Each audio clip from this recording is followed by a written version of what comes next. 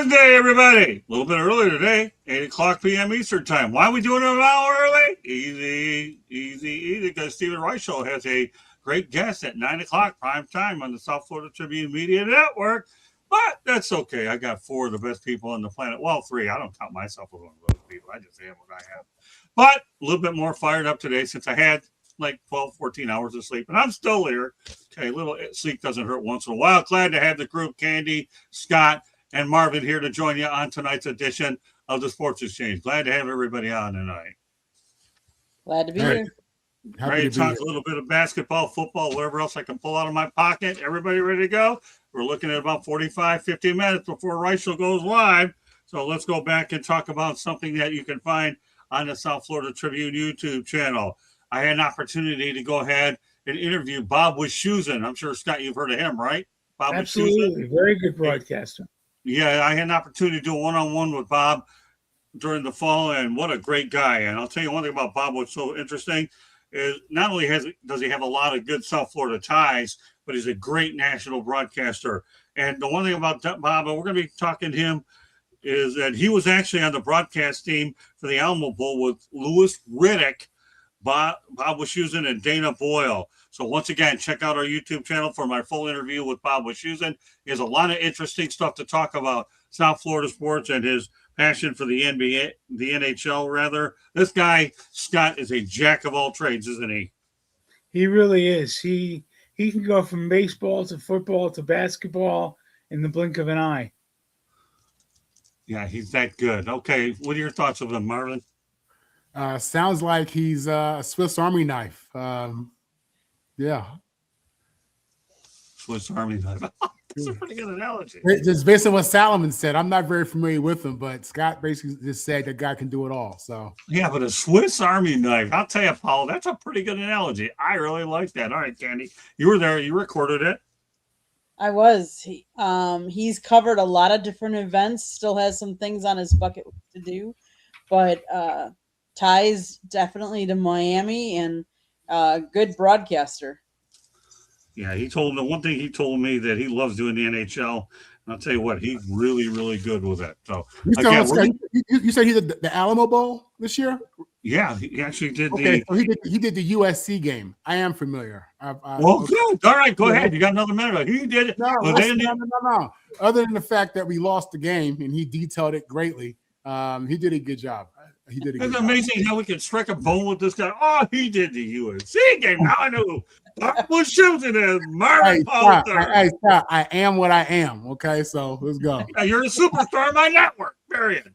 Can you tell that's coming from a guy there who had a little bit of sleep, like double finger sleep? Jeez, although I have to say, I did get up at 2 a.m. as I started prepping for all the stuff Scotty and I and Marvin have going on as well. So it's not like I didn't think about you, Scott. It was just in the middle of the night. My mind is all over the place like octopuses, okay, where you got 8 legs flat going all over the place. Is that how you have 8 with an octopus, right? Is that the animal that has 8? Yeah, that sounds good.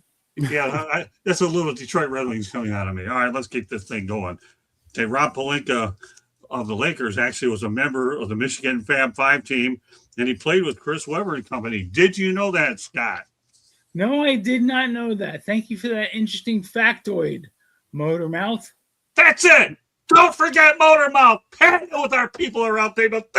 Motor City Manmouth. Then we give my show, Motor City Manmouth. Motormouth will work, pal. Rob Pelinka, people. Michigan Wolverine, Fab Five. Chris Webber and Candy's wondering, where the heck did this energy come from? Good stuff. I'll tell you, scored a brownie point. Okay, Solomon, good stuff. Yeah, but Rob Pelinka, there you go. Go out there and throw that to me on Sunday when we go down to Miami and find a way to muscle our way into the national championship. Don't hold your breath. We'll have a good time anyways. All right, whatever. So, yeah, Rob Pelinka, Michigan Fab Five team, played with Chris Webber. What are your thoughts on that one, Marvin? Rob Pelinka, Kobe Bryant's ex-agent. Kobe had mentioned that Rob had played for Michigan, and I saw some clips in the guy. The guy could shoot threes, man. He was a shooter. And to play with the Fab Five, one of the most iconic teams of all time college basketball, that's pretty awesome. This guy has a great basketball resume between Fab Five, Kobe Bryant, Lakers general manager. I mean, he's really lived a real basketball life, a full life of basketball. He's seen it all. And to play with Chris Webber, one of the great players of the NBA, one of the great players in college, former Sacramento King. Yeah, again, just a great basketball resume. Candy? He was born in Chicago, Illinois. Yes, he played. He is an NC2A champion back in 1989. He was NCAA Male Scholar Athlete of the Year back in 1993. And as an executive, he's an NBA champion back in 2020. Yes, he was Kobe Bryant's agent. He was also Kevin Durant's agent at one point. He was Carlos Boozer's agent, but when that controversy came up with him, he left them. He's also represented Andre Drummond. Yeah, he's had quite a career, both as a sports agent, as an athlete, around basketball. Good for him. All right, ready for our first non-sports topic of the night? Here Let's we do go. it. Done. Let's do it. Let's do it. All right. Greenland. Okay, people. Greenland. That's a country that President Trump wants to annex, people. Got to get a President Trump thing in here somewhere because I got two people that really like him on the show. Maybe not. It's the world's largest island, not a continent. Greenland is an icy island that is green. And the names are confusing, as President Donald Trump would obviously understand. So, people, it is not a continent, but it is an island. What are your thoughts about that? And so keep in mind that it's an island that Donald Trump wants to go out there and annex, not a continent. Candy, some thoughts. Greenland is the world's largest island. It's within the Kingdom of Denmark, known for its massive ice sheet, Arctic wildlife, and unique culture, geographically part of North America, but politically linked to Europe. It has self-governance with its own parliament, but Denmark handles defense and foreign affairs. Yeah, I guess, located between the Arctic and the Atlantic Oceans, it's the largest island on Earth, mostly covered by the Greenland ice sheet. So it's funny because Iceland has less ice than Greenland does. So, interesting. I guess one place I have not yet, well, there's a lot of places I haven't visited, but I think it would probably be very beautiful besides cold there. So maybe All right. something on our list. All right, Scott. Where do you want to go with this one, Solomon? Are you going to take a shot at the president because you want to annex this one too? You want to crush him? This is your opportunity to say whatever the heck you want that you'd be censored anyplace else. Because you got to remember something, Solomon. Rule number one on this network, okay? This is not the FCC, as Marvin found out. This is the AG, anything goes. AG network, and not FCC. Anything goes, right? As what's his name? Marvin found out they got Charlie Kirk. So, all right, Scotty, where are you going with this one? Talking about Greenland. Who does King Trump think he is? Does he think he's Putin? He can just go in and annex another country? Why don't we just go into Ukraine and take part of that while we're at it? What else does he want to do? Let's make a deal, Don. What do you want to get next? You can't do that. That belongs to the people of Greenland. You can't just make them Americans and annex the land. You can't do that. Is that Bye-bye, Donald. Huh? Bye-bye, Donald. King. Moron. Etc. Right? ETC ... And then some. Okay, there you go. That's his version of etc. All right, Marvin. Listen, this guy wants to discuss anything but the Epstein files. You know what I'm saying? He'll do whatever he can to change that narrative.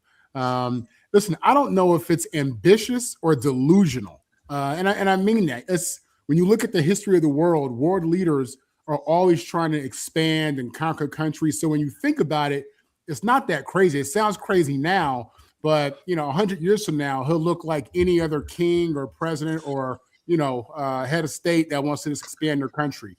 My thing is, why? Is there oil there? Is there gold there? Is it military? Like I never understood what was his reasoning for wanting to do it. unless he just woke up one morning and, you know, it popped in his head because he's like that. You know what I'm saying? So I don't know, man. I think there are so many other things happening in our country and the world right now that he should be focusing on. I think that everything he says is just a distraction in him trying to throw us off from, again, the Epstein files. So I don't know how to take this thing, man. If he gets it done, it's probably, I mean, I don't know if it means war. I don't know if he's going to do what he did out in Venezuela and go kidnap their leader and, you know, invade the country. I don't know. The thing about Trump is this, man. And on one hand, you know, I kind of like the fact that he just does what he wants, but on the other hand, I don't like the decision he makes with that type of mentality. You know what I'm saying? So I don't know how people in Greenland feel about this. They're mad as hell. Yeah, that's what I'm saying. It's I don't know if it's ambition or him being delusional. So this guy's crazy, man. I don't, you know, I've tried with this guy. I've tried to be objective. I tried to not get caught up in the media and the headlines and just kind of look at what he is. And, you know, and he's just out of his mind, I think. And I mean that, and not in a good way. So. Well, I'll have one thing I'm going to say about this. Okay. Conquered Iceland. I'm going to Greenland before it's over. Whatever happens, happens. Fair enough? Next topic. Non-sports again. I'm on a roll. I got two good ones tonight, by the way. We're going to go from one extreme to another. Okay. And that's it. Norway is ranked as the world's best place to retire in 2025, surveying top position in the latest global index. The country obviously consistently scores high in two key factors. You got health, which is fourth due to its top-tier comprehensive health care system, and obviously long life expectancy. The quality of life is ranked second. Material happiness, clean air, material well-being. I'll tell you, one extreme to another, Candy. Norway, we've been there before. Awesome place. I wouldn't mind retiring there if I ever lived that long. What are your thoughts about Norway and the best place to actually live there when it comes to retirement? That's a cool place, isn't it, Candy? World's best place to retire? It's a beautiful place. I don't know that I'd want to retire there, but it is a very beautiful place. It has some great different cities. It depends on what you are looking for. It has the fjords, the beautiful, you know, mountains. It has mild winters in some of the cities. Southern coastal towns are popular for their summer atmosphere and access to the sea. If you're an outdoor enthusiast, maybe it's a great place to live. It's a manageable cost of living. I like it. Like I said, it's a great place to visit. It's beautiful. I do not know that I would want to live there year round, especially when I live down here in Paradise, where I don't have to put a winter coat on at all. You know, I moved away from the cold. Granted, it was not nearly as beautiful where I moved from, but I moved down here to be away from the cold and not have to put on winter jackets. I agree with you about the winter jacket and all that good stuff. I'm with you all the way, but man, I'll tell you, retirement's a beautiful thing, isn't it? And if I ever needed a few months off after what we saw last summer in Norway, Norway sold to live in daylight son of me. What are your thoughts, Scott? Obviously, far different from the first non-sportser that we threw at you. Norway. Who the hell wants to go to Norway? Did you ever hear of Watch your mouth, sir. Miami Beach? Did you ever hear of a condo in Miami Beach? That's where it's at. That's where everybody's going to retire. You ever been to Norway? No, I haven't, and I don't. Well, go there. I'd rather go to Miami Beach. Okay, well, you're not far away. At least you can drive there. Go ahead. Continue your thought. I don't know who came up with this study. I don't know who voted. I'd like to know how many of these people actually went to Norway and what their rational basis was for coming up with this conclusion. But I got to think that Miami Beach in South Florida has got to be somewhere on that list. You show me a nice condo in Aventura, baby. Now we're talking retirement. And the way things are going for me, I'll be able to retire when I'm about 312. No kidding. I'd like to see 312 days, let alone you be 312. That was pretty good, Sally, especially the Aventura remark. Anybody that's ever been to Aventura, Florida, it's really a cool place out in North Miami, and the bagels are really good. And some of the delis. Okay, go ahead. Perfect. Listen, we live in America. Capitalism, cash is king, and there are pros and cons to that. The con, obviously, is you talk about healthcare. They have, great healthcare. You say, which is good, which means they prioritize people and just being efficient with their healthcare system. In America, our system is completely broken. It's completely messed up. You're talking about they have a long lifespan and healthy lifestyle. That's awesome, man. I think that's phenomenal. I think people there have their priorities right. Here in America, people, look up to their Kardashians and, we live by social media and that's what it is. So, for us, I think, culture and just family life, I feel is going down the wrong path. I feel like people's priorities aren't where they should be. And I think it is about, just being happy and appreciating, where you're at and living, some type of healthy lifestyle, which apparently they do. Look, you guys said it. I lived in South Florida for 15 years and it was paradise. You are not lying. I can't see myself ever wanting to live in Norway. For as much as we have these issues in America, I'm a proud American. You know what I'm saying? I love our country and all the problems that we have. It's just part of it. You know what I mean? So it sounds enticing, good healthcare, good lifestyle, live long, but I'm good right here in the good old US of A. So am I, but you can get me out of here for 90 days. I'll be glad to get out of here for 90 to 120 days. I'll visit. Yeah, but I'm talking 90 days, man. 90, 120 days. I can get out of all this rat race. Where else in the United States would I want to go? Well, that'll be for another show. Because I've been to all 50 states anyway. But you can get me out of here for 3 or 4 months. I'm saying Solomon and I can do some remote stuff all the way on the other side of the world. It doesn't make any difference, right, Solly? Right? It don't make any difference. As long as Al Gore's internet is still there, I'll be able to do it. Exactly. That's what great minds think alike, Solly. All right. Well, nothing that is. So we'll go from one extreme to another. This one, unfortunately, isn't as upbeat as I'd like it to be.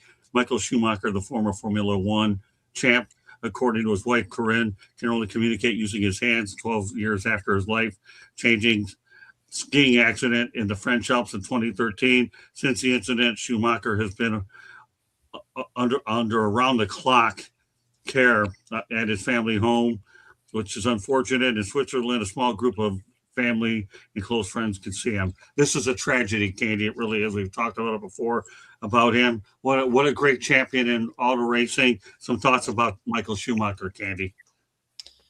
Yeah, sad, but he's proof that you have to live each moment for what it is, because in an instant your life can change and you never know when it's going to happen. Sad. I mean, he held them back in 2020 at the time of his retirement. He held the records for the most wins, most pole positions, most podium finishes, and he maintains the record for the most fastest laps for Formula One among all the drivers. So pretty amazing, pretty impressive career as a driver, and really unfortunate what happened to him. Scott. I don't know anything about Formula One or F1 or what this guy accomplished in his life, but for him to go through what he's going through from the way you're describing it is just downright awful. Yeah. And I feel for him and his family. And, all kidding aside, that's nothing to make light of. You have one life to live, and you've got to treat each moment as being special. Well, for anybody that knows anything about skiing, and I'll tell you right now, I mean, on December 25th, 1989, same day that Billy Martin died, actually, everybody knows about Billy Martin in these parts, or at least many sports people do. I suffered a really serious skiing accident on my last run of the day, skiing, that is, okay? And I had to be airlifted down on Magic Mountain in Londonderry, Vermont. Well, that injury ended up keeping me in a cast for 6 months on my left ankle and tore the ligaments, in my left ankle. And I subsequently had to have 2 knee operations. What happened to me was nothing compared to what happened to this guy. I mean, obviously, I described his condition and his living conditions.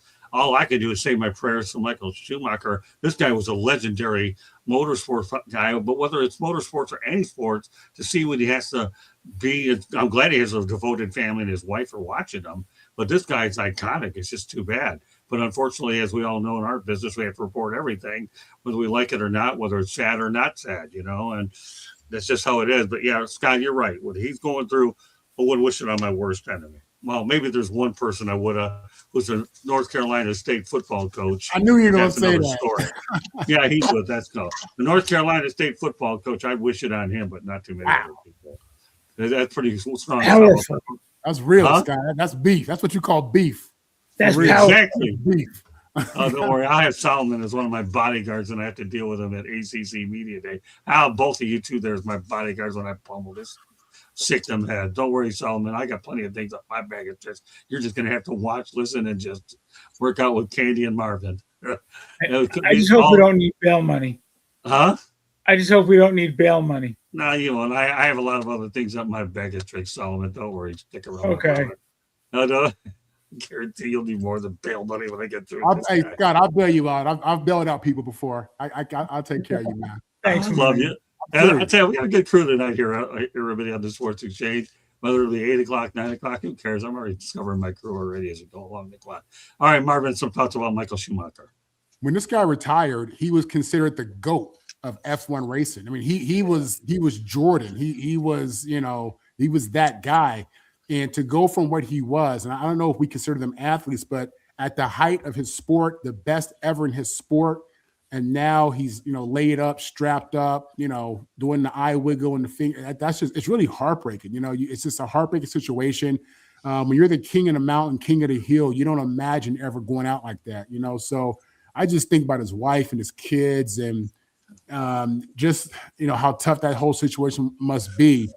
Thank God that he made a little coin. Hopefully, he stretched it out, and I'm sure they have resources and people who can help him out. Technology is moving fast, and you never know. All these special medicines and amazing medicines are coming out daily. So you really hope and pray that he's able to receive some type of miracle outside of being alive, of course, that will allow him to get back to some type of normal life, man. But just an unreal situation. It's really a great story of, just it tells you how important it is just to kind of be in the moment, man, be present, be thankful, be grateful, because just like that, your entire life can change, and nobody anticipates that. Nobody thinks about that, but he's a perfect example of that. So my thoughts and prayers definitely are with this man and his family.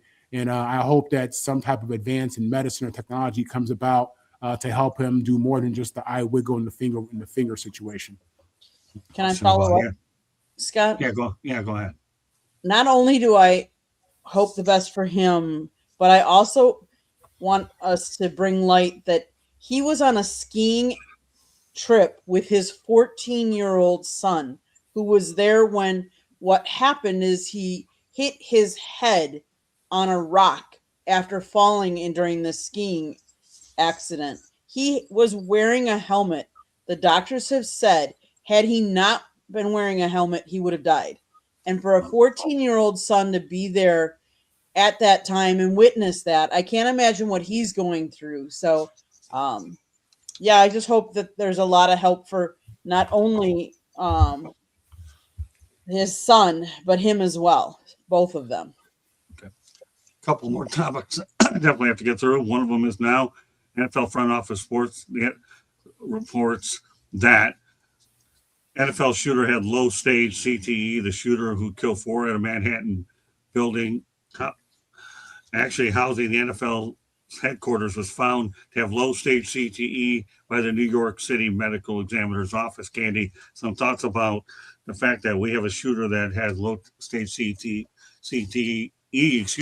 which we know was CTE. We've done enough of it on there. Candy, continue on. The one thing I would say about CTE is if you see somebody acting unusual and you suspect anything, you need to say something, because they need help and they don't always know that they need help. So it's hard. It's hard because Probably, I don't know if his family knew he was having these issues. One, if you do, like I said, you've got to get help for these people. Mental health is an issue. CTE, we know, is an issue, but we need to try and get them help, as we've talked about on No Limit. Will Parsons, who was a uh, bobsledder, he has issues, and they do the therapy, the hyperbaric chamber therapy, and maybe this would have helped this guy. We don't know, but it's too bad, and rest in peace, all of the victims and their families. Hey, Scott. It's a shame what happened, and if it was CTE, I don't know. I mean, most of the studies that I've read regarding CTE make you violent toward yourself and make you violent within, and your people that are immediately around you are in the most danger. This is the first case that I've heard where somebody's had CTE and had the modus operandi to go into a building and shoot it up. So I don't know. I'd like to read that report and check that study out. Yeah, by all means. That's why we put it out there. Again, we get reports with reliable news sources for sure. But obviously, as you go through Scott and Marvin and Candy, you investigate, you get more information. Marvin always talks about that I should be a salesman, right, Marvin? Okay, I'd be a good salesman. Crypto, baby. It's funny. Yeah, but here's, what, Marvin? I thought about that earlier today. I said, I would never have been a good salesman, although I was one for many years. But you know what I would have liked to have done? Because this would not surprise anybody that's in the audience and so forth. I would have been better off with an undercover cop. That would be me, an undercover cop, being able to investigate. Candy, don't give me that look. I have watched you You get me. Let me finish. Really? Seriously, really? I'm wearing a hat tonight anyway. You got me watching these stupid crime shows, and you make me think about what could have been. I have nightmares. No, not nightmares. Nightmares are bad things. I have my wheels turning, and I was sleeping up for it to matter. I would have been a good undercover cop or a prosecuting attorney, because I don't like these kind of people. I don't like them. And this guy here that at the low stage CT, whatever, he's getting scrambled eggs anyway. Scrambled eggs. You know what I think of people that are crazy? Here you go, people. They're scrambled eggs, people. That's one of the few things I can cook and not screw up in the kitchen. Scrambled eggs. You stick them in there. You take your fork in there, and hopefully if you put enough butter in there that they don't stick to the pan, although that doesn't get into my grilled cheese sandwich back in college many years ago when I had a 4-minute grilled cheese sandwich that could have broken the triple pane window. But that's a scrambled eggs. Seriously, people. But no, in our industry, all kidding aside, it is crazy. And that's why we've done this no limits type of thing with Will and Jen, because we're trying to bring awareness to CTE on a lot of different levels. And that's why we've had this continued fluid series as well. So Marvin, look at all the things you're learning about me tonight. I don't like being a salesman. I'd like to be an undercover cop and a prosecuting attorney. And here I am loving my industry in the broadcast business. Scott, at least now Scott Solomon knows, okay, man, I didn't realize he wears this many hats, and I knew he was this crazy. And he's thinking ACC Media Day. Let's just see what happens on Sunday down in Miami. Who knows what's going to happen with this guy? All right, Sally. Anybody else have anything to say about this? Scott, listen, man, I would prefer that you've been a cop versus undercover. I've watched The Sopranos about 10 times. I know how it ends every time. I still root for Tony Soprano. Tony had issues, man. Tony was a good dude, though. He tried, and he hated undercovers. He hated people who talked to the feds. So I hate that you would align with that side of the deal, Scott. I don't like that. I don't have a lot of respect for that. My brother's a cop, and I respect, again, he's a cop, and it's all good. But undercover, you're going to make a relationship with a man, be close, be boys, and then snitch on him? I can't respect that, Scott. Anyway, back to undercover cop. It's called dirty work, man. That means you got to be friends. Listen. Come on, man. You seen Johnny Depp, how he played these boys, man? You can't. I don't like how you bond with these dudes, your brothers, you break bread with them, and then you turn them into the cops. I don't like that. Anyway, I have to bond with the dudes, man. Forget about them. I'd rather have the women. Don't say her that, Candy. I'm just messing with you. But I've never heard of this. He's Donnie Brasco. Donnie, I've never exactly. I've never heard of the Sopranos. What? I don't know who these people are. I didn't even watch Come that on. stuff anymore. Nevertheless, Yeah, I'll tell you like Really, this, it's guy. the truth. This guy that went, and what I hate about the CTE story with the shooter is, I'm happy that the information's out, the players are aware of the head injuries and CTE and what's coming up for them potentially. But I hate how it's demonized. People demonize the game, CTE, and it's a bad game, and people don't want to now. Parents don't let the kids play now, and I kind of get that, but not really. This guy, this shooter, he wasn't an NFL player. I hate how they attach the story to the NFL and they make it all one. This guy's mad at the NFL. For what? You didn't play in the league. Right. What you mad about? He was a Pop Warner kid, which is all good. But I'm saying I just hate the attachment to the NFL. It just adds to the demonization of football, which I can't stand. I don't want to say, well, this guy, he did some evil stuff. So this person who had mental health issues, prayers to his family and all that. But, him wanting to go, hurt people in the NFL office, that's nuts, man. That's crazy. Here's the thing. I have to shed some light about the undercover cop bonding with the dudes and the women. Let me tell you. Here's the thing that people here's the thing that people have to understand, especially when I've done it for so many years. It's all acting. I mean, this isn't real acting. This gets you killed, this kind of stuff.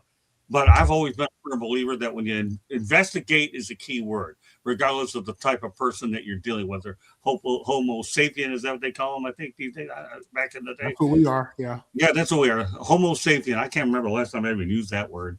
But anyways, undercover cop. Maybe I watch it. You use it in elementary school. That's the last time you heard it. It was a trick question. Are you Homo sapien? You didn't know what to say because kids would get confused between Homo sapien and homosexual. You didn't know. That's true. That's true. You definitely. Yeah, that's a good point. But that's a really good point. So I don't want to make sure that we turn this into an undesirable topic that gets viral for all the stupid reasons that nowadays will happen.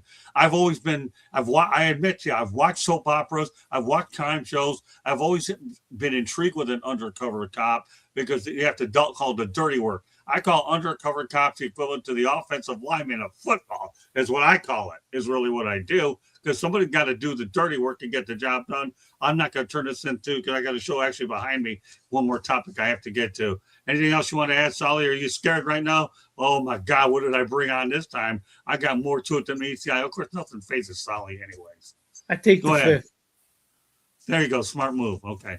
Well, you take the fifth, and we'll go on to the next topic, which is this. Three-peats are very difficult in sport, but I'm going to talk about some of the most interesting ones that have happened, especially since 1970. You have the Oakland A's from 72 to 74, the Montreal Canadiens ended up winning 4 straight from 76 to 79. The New York Islanders, people's 80 to 83, they had 4 straight. The Chicago Bulls, 91 to 93. And, of course, the Bulls did it again, 96 to 98. Keep the narrative going. Yes, we have the Houston Comets of the WNBA. Pulled the trick in 97 to 2000 to the tune of 4 straight. The Yankees from 98 to 2000. They ended up having 3 straight. The Lakers from 2000 to 2002. Actually, the guy that coined the phrase three-peat is Pat Riley.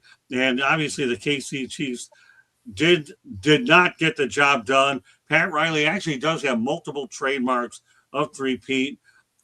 And then what's interesting, which began in the 1990s, Riley's company is called Riles and Company Incorporated. And he actually currently owns 6 live patents for shirts, jackets, and more. Some thoughts, Candy, about the three-peat. I mean, it's tough to do in sports, but Riley is certainly a very shrewd individual. By all means, he's won it everywhere with the Heat and whatever. But let's talk about three-peats and the legendary teams that have done them and go from there. 15 minutes left in the show before we turn it over to Rachel. Well, three-peats are rare events, let's face it. It hasn't happened in the NFL yet. It almost happened, but it hasn't. NBA, I mean, the Bulls back in the 90s were just monsters.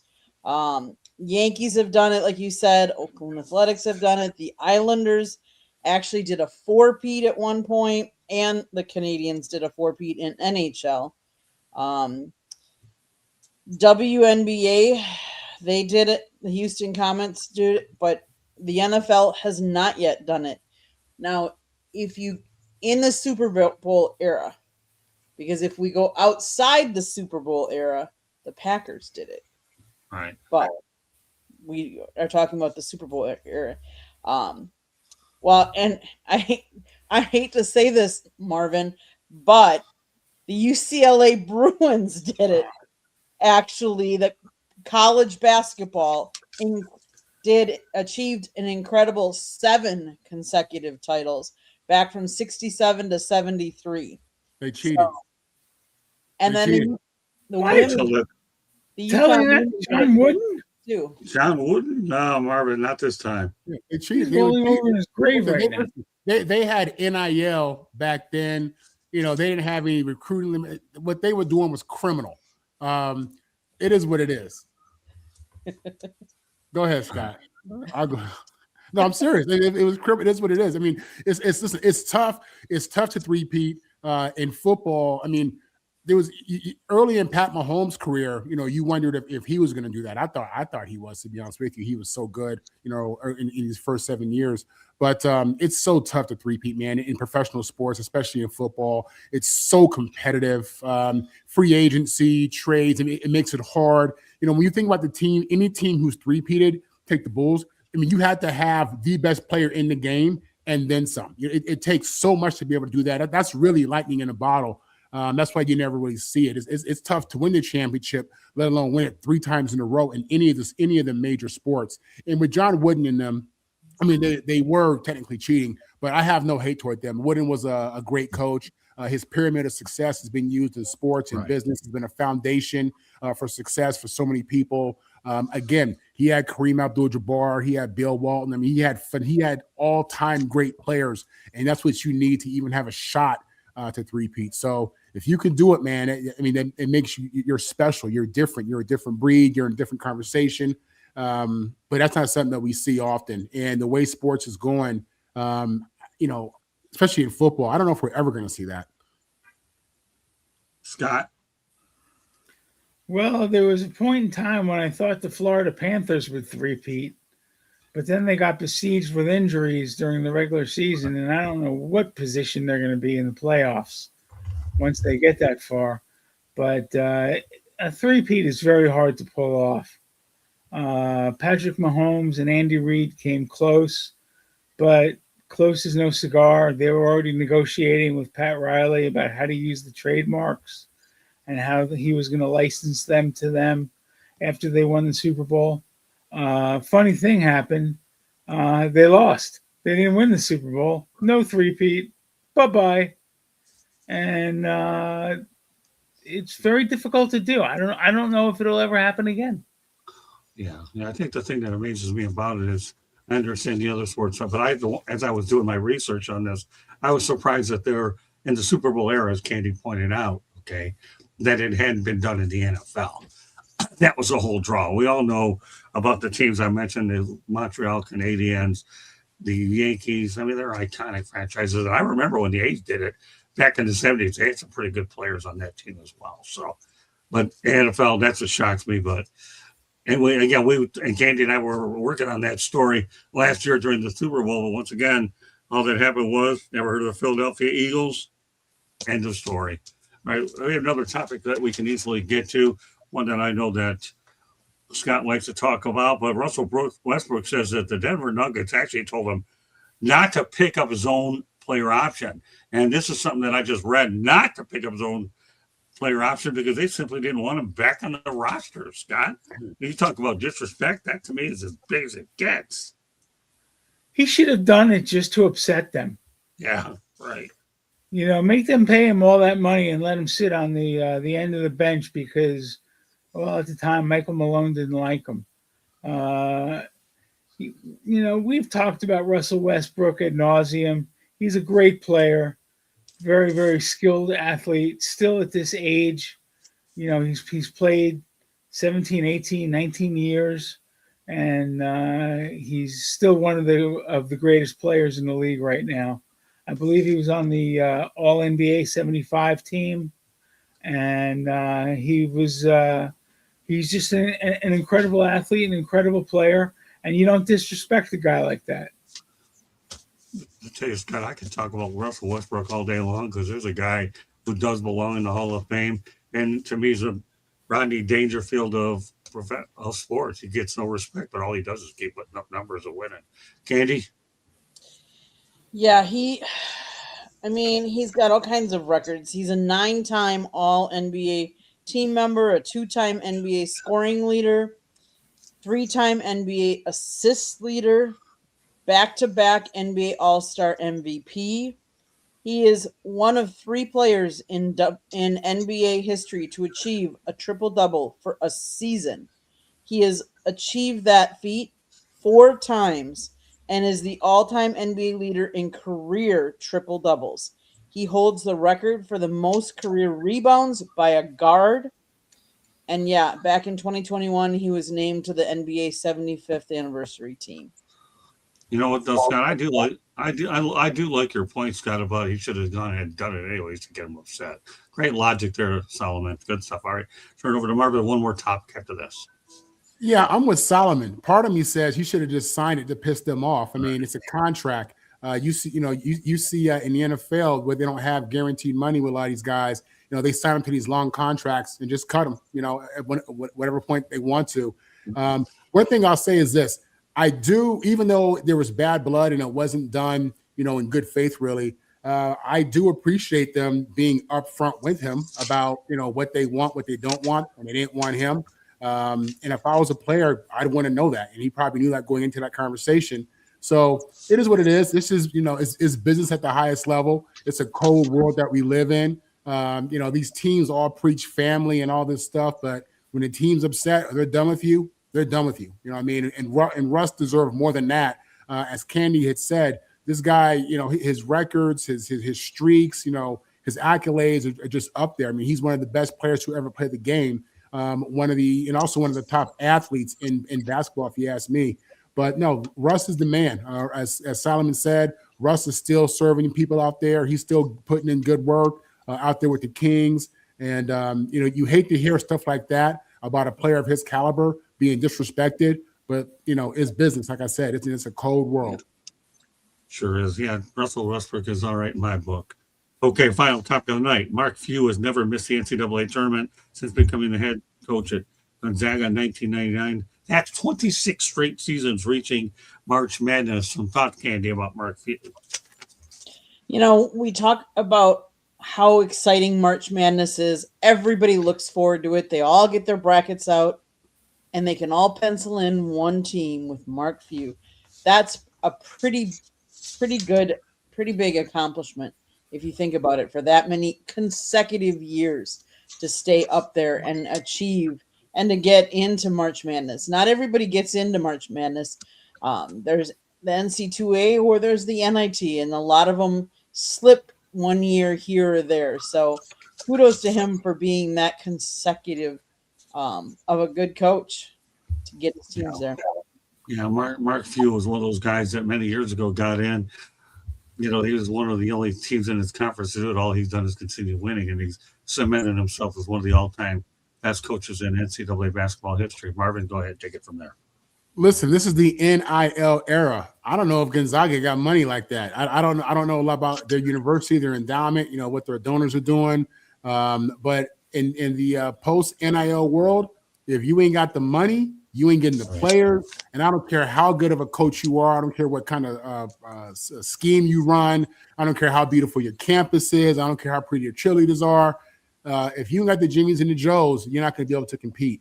And I don't know if they got the dough to get the Jimmies and the Joes. And that's going to be as big a factor as anything else as to why they're not potentially will make it. So. Well, the only shot he has is keep doing what he's doing and hope that all his kids stay 4 years and become good, mature athletes. Scott Solomon has the final word.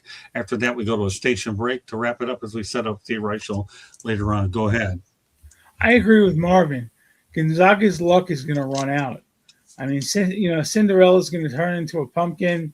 The carriage is going to turn into a pumpkin. The slippers, the whole deal. Cinderella's story is going to be over. They're not going to be able to compete with these schools that have tons of money in the NIL. It's all about the dough. Marvin's right. It's all about the Benjamins. Anything, Candy, you already spoke on this? I did.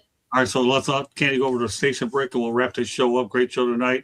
Enjoy it. Scott Morgan, Candy Abling, Scott Solomon, Marvin Powell here to bring you the Sports Exchange here on a Wednesday at 8 o'clock next Wednesday night. Get ready for the Motor City Madmouth and Marvin on the Mic show returns. And then we'll go back to our regular normal lineup with the Sports Exchange at 9 o'clock. Marvin, get ready for 2 that night as we set it up everything. As well, Scott, glad to have you on. Enjoy having you on. A few times a week. You do a really, really super job. I enjoy your steadiness. I really, really do, Scott. You are unbelievable in terms of the way you talk about non-sports related material, in addition to your savvy with a lot of the sports history. You've been a great addition, Scott, to our network as well, South Florida Tribune Media Network. I see nothing but the utmost of great things for all of us here on this show towards what we're doing there. Candy, station break time, Friend Zone Millionaire. You're very welcome. Go ahead. We appreciate you being here. Oh, super late. No, this was unplanned here. A little bit things up, but we're glad you're on. Anyway, beautiful. Go ahead, Candace. South Florida Tribune Publishing Company published a book, Lessons from the Microphone, tuning into the enduring wisdom of visionary leaders. It is written by our host, Scott, the Motor City Madmouth Morganroth. Talks about his 40-plus years in the media business and how it has evolved, old school media versus new school media. Go get your copy today. It's available on Amazon, Barnes & Noble, Kindle, Google, and Apple Books. The audio book, look for it shortly. It's being published. Just a matter of all the little outlets picking it up now. So keep watching for it if you are an avid e-listener. There's also a link on our website, www.southfloridatribune.com, where there is a plethora of great content, so go check it out. If you like to listen to podcasts, you can find us wherever you get your podcast. If you want to advertise or be on one of our shows, we'd love to have you.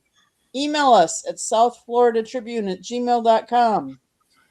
Last but not least, if you see that red subscribe button in that lower right-hand corner, that means you have not yet subscribed to our channel. What are you waiting for? Just do it. Click it, like us, share us. And then tell all your friends and family and turn on your notifications so you're notified every time we go live, especially like tonight when we went live a little bit earlier and we have a special show coming up afterwards. There's also a QR code if it's just easier for you in the upper left-hand corner. It'll take you right to our subscribe page. Back to you, Scott. Great stuff, Candy. Great job. We have a lot of great programming in the next few days as well. All right, Scott, let everybody know how to get a hold of you because I know where I go, you go, and I drag you everywhere. And of course, Solomon being dragged a lot of places too. But go ahead. Solomon signed up for his. So go ahead. Check us out at Roundtable Sports. Whether you want to follow the NFL, the NBA, college, we cover every team. Go to Roundtable Sports. You can follow me on Twitter at Scott Solomon NFL. But most of the time you'll find me on Roundtable Sports, and you'll be able to read what we have to say about the Jaguars, the Bucks, the Kings, the Nets, the Seminoles, and the Marlins. All the news that's fit to be put on the internet. Yeah, and of course, we got Solomon here on the South Florida Tribune Media Network as well. Don't forget that, Solomon.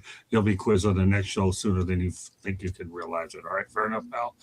All right, with that said, Marvin, save the Marvin for last. Go ahead. Go for it, partner. Yeah, Marvin Powell III, Marvin on the Mic is my social media handle. You can catch me here with the South Florida Tribune Tuesdays and Wednesdays, Saturdays as well. You can catch me on Bucks Roundtable. You can catch me with Jags Roundtable, Nets Roundtable, Kings Roundtable. You can catch me on USC Locked On, and that's it. All right. Well, hey, Friend Zone, like I said earlier, I'm glad you're in here. We'll have a normal program tonight. Tonight's a little bit of a change of pace. So with that said, that does conclude this edition of the Sports Exchange. On behalf of Candy, Scott, and Marvin, my name is Scott Morgan, Motor City Madmouth. Thank you for joining us. Once again, keep those notifications on there.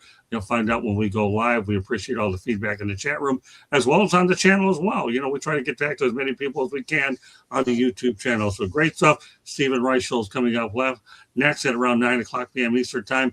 Everybody have a great night, and thank you very much for joining us. God bless. And next Wednesday, 8 o'clock, the Motor City Madmouth and Marvin on the mic return, and that will lead into the Sports Exchange at its regular scheduled time at 9 o'clock. So take care of everybody, and we'll see you the next time here on the network. Good night, and thank you very much for joining us.